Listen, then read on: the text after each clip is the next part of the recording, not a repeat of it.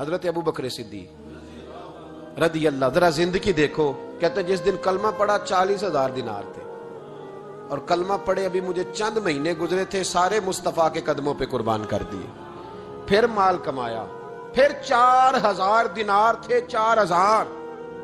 جس دن ہجرت کے لیے نکلا 4,000 تھے.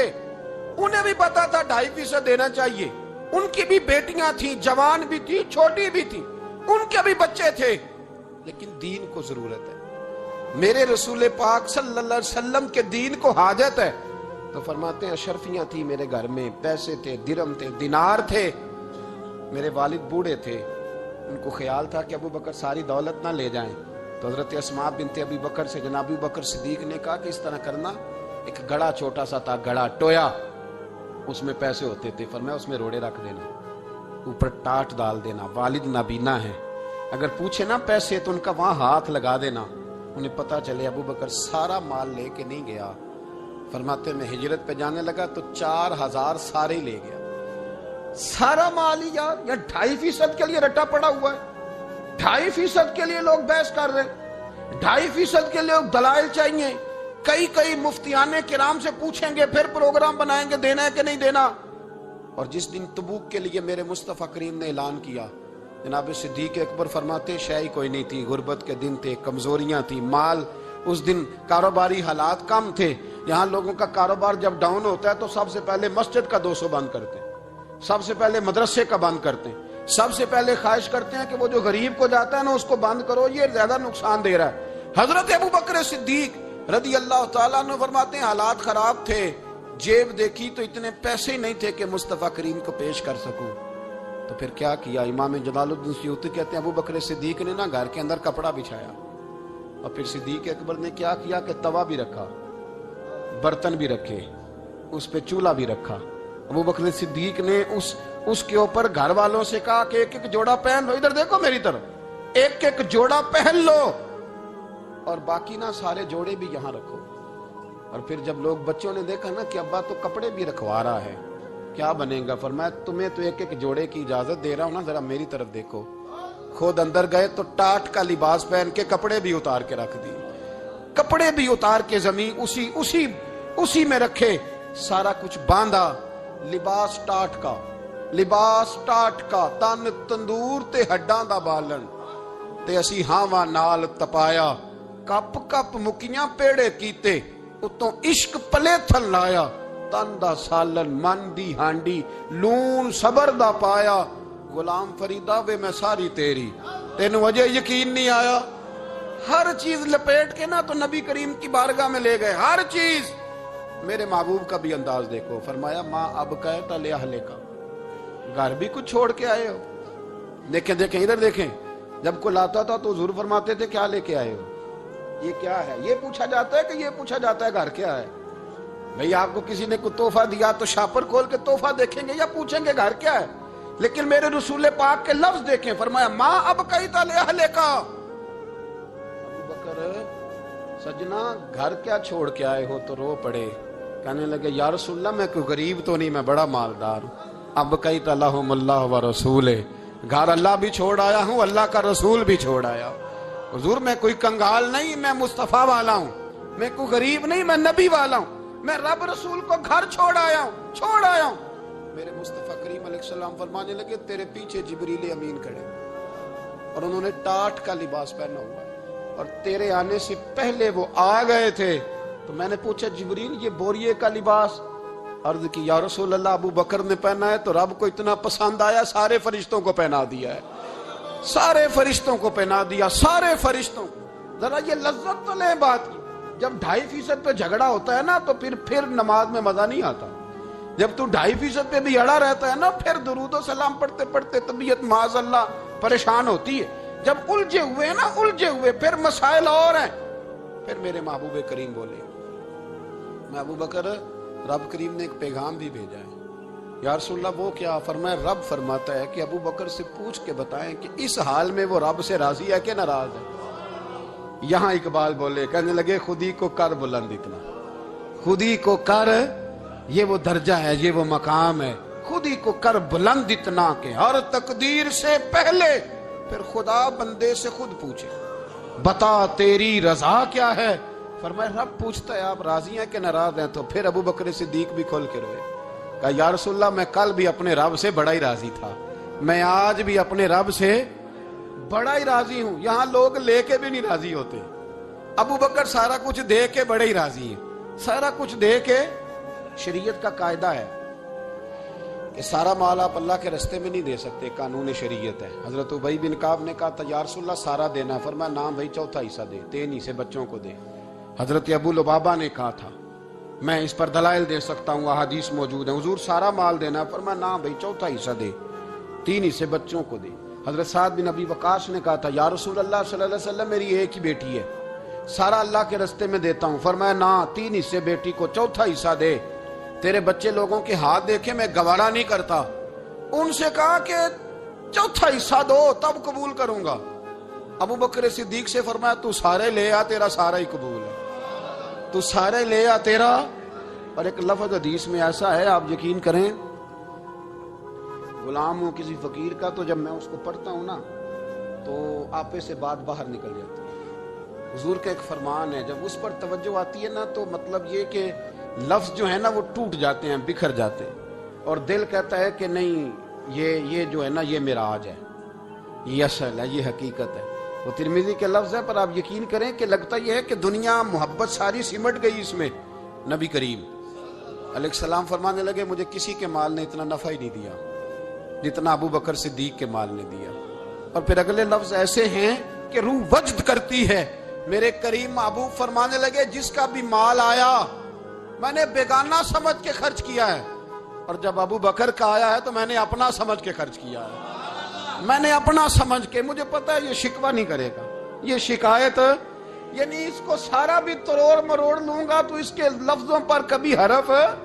اور یار کچھ لوگ ہوتے ہیں جو 10 دیتے ہیں تو 20 جگہ بتاتے ہیں، جو کھانا کھلاتے ہیں تو ذکر کرتے ہیں، فرمایا اس کا مال میرا مال ہے، میرا، اس کو سارا توڑ کے کھا بھی جائیں گے تو یہ شکوہ نہیں کرے گا، یہ سارا میرا اپنا ہے۔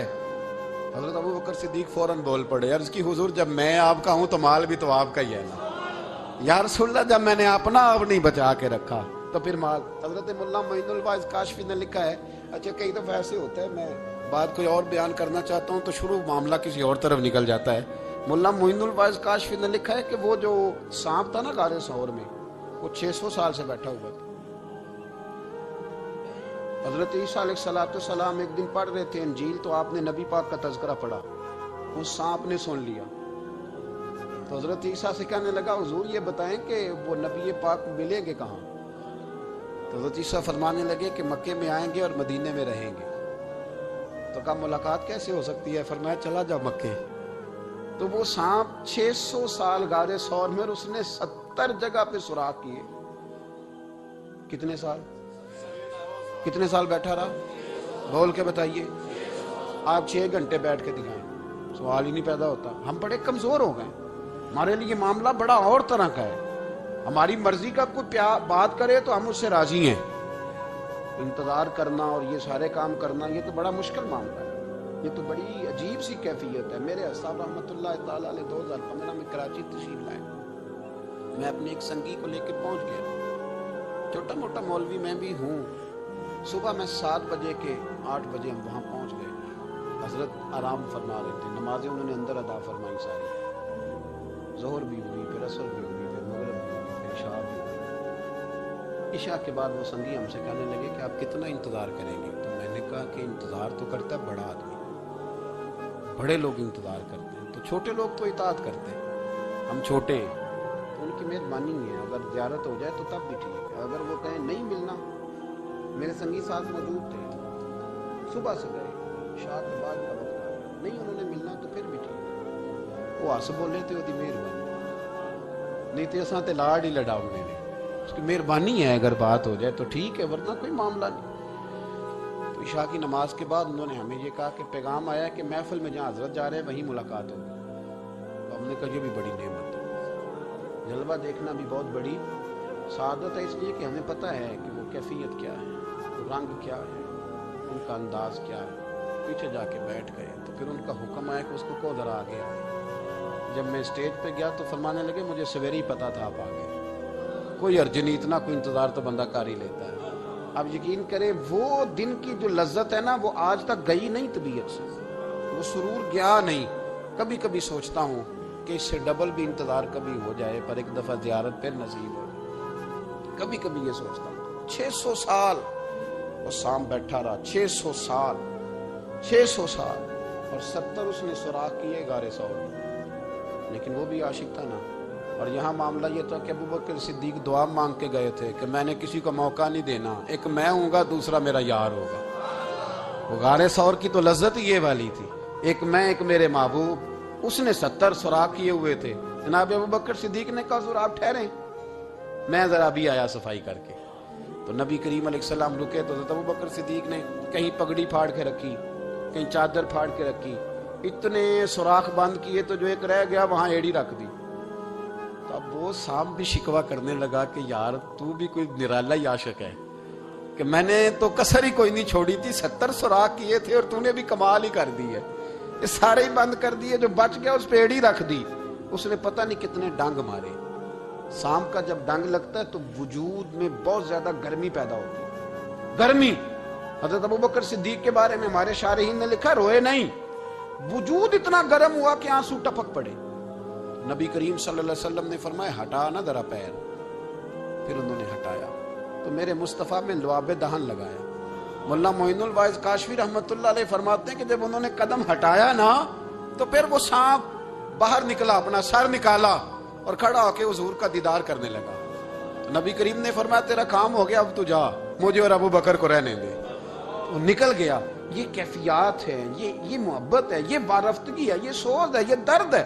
یارو یہ میں کہا کرتا ہوں کہ یہ چیز جینے کا بھی مزہ دیتی ہے، مرنے کا بھی مزہ آتا ہے، مرنے کا بھی مزہ، سرور آتا ہے انسان اس میں جب یہ کیفیات شامل ہوتی ہے نا۔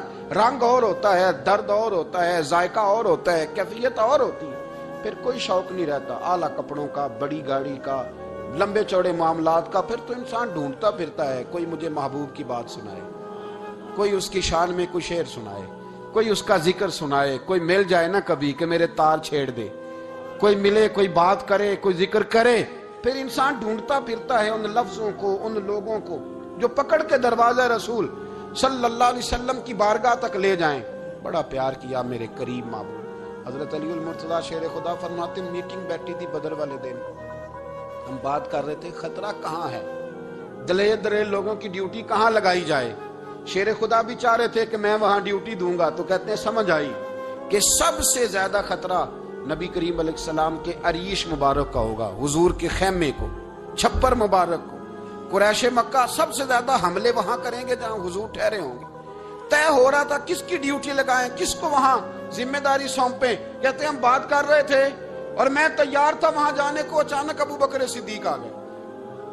کیا باتیں ہو رہی ہیں؟ تو ہم نے کہا جناب ہم پروگرام بنا رہے ہیں کہ وہاں ڈیوٹی کس نے کرنی ہے۔ تو فرمانے لگے یہ کرنے والی بات ہی کوئی نہیں، میں نے تو عرض کر بھی دیا نبی پاک کی بارگاہ میں کہ یا رسول اللہ یہاں ڈیوٹی میں ہی کروں گا۔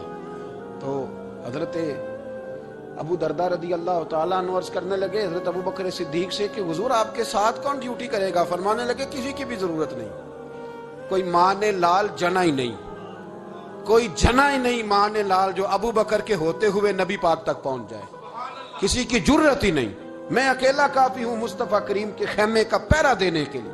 یہ اعزاز، یہ شان، یہ لطافت، اور میرے نبی کریم علیہ السلام نے بھی پھر حضرت ابو بکر کو چاہا تو کمال ہی کر دیا، چاہا تو کمال ہی کر دی، کمال ہو گئی۔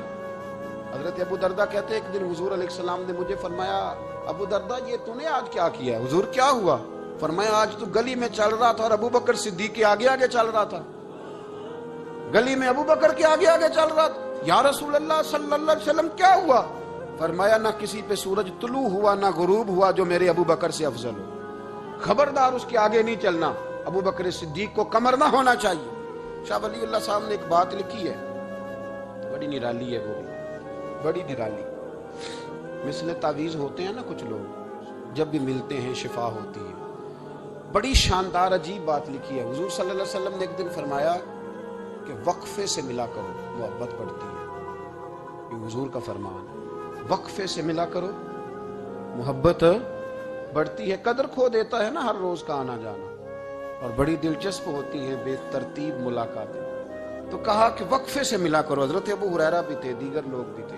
حضور نے فرما دیا. حضرت ابو بکر صدیق بھی سن رہے تھے. زور کی نماز پڑھی, گھر چلے گئے. عصر پڑھی تو گھر چلے گئے. مغرب پڑھی تو گھر چلے گئے. حضرت انس بن مالک رضی اللہ تعالیٰ عنہ کہتے ہیں 3 دفعہ حضور نے پوچھا ابو بکر نہیں آئے, ابو بکر نہیں آئے. ابو بکر نے کہتے 3 دفعہ پوچھا تو میں پھر پہنچ گیا. میں نے کہا ابو بکر 3 دفعہ حضور نے پوچھ لیا کہ ابو بکر نہیں آئے, ابو بکر نہیں آئے. تو جناب صدیق پر دوڑے, حضور حکم. فرمایا کہاں تھے صبح سے؟ عرض کی یا رسول اللہ آپ نے تو فرمایا تھا وقفے سے ملا کرو محبت بڑھتی ہے. تو محبوب فرمانے لگے تمہیں تھوڑی کہا تھا, تمہیں تھوڑی کہا تھا. تو نہ جایا کر یار, تو رہا کر. تو رہتا ہے تو دل جمع رہتا ہے, تو یہاں موجود ہوتا ہے تو دل. آپ یقین کریں کچھ لوگ ایسے ہوتے ہیں جن کے بارے میں دل کرتا ہے انہیں بندہ خرید کے پاس رکھ لے, ان کو خرید لے, یہ یہی رہیں, یہ جائیں نہ. اس لیے کہ ان کا لب و لہجہ اور ہوتا ہے, ان کا طرز حیات اور ہوتا ہے, طرز غلامی اور ہوتا ہے, طرز فرما برداری اور ہوتا ہے, انداز اور ہوتا ہے. فرمایا تو نہ جایا کر, یہی رہا کر. اور میرے محبوب نے فرمایا ابو بکر تو صرف میرا غار میں ہی ساتھی نہیں, قیامت میں جب میں حوض کوثر تقسیم کروں گا تب بھی تو میرے پاس ہی بیٹھا ہوگا.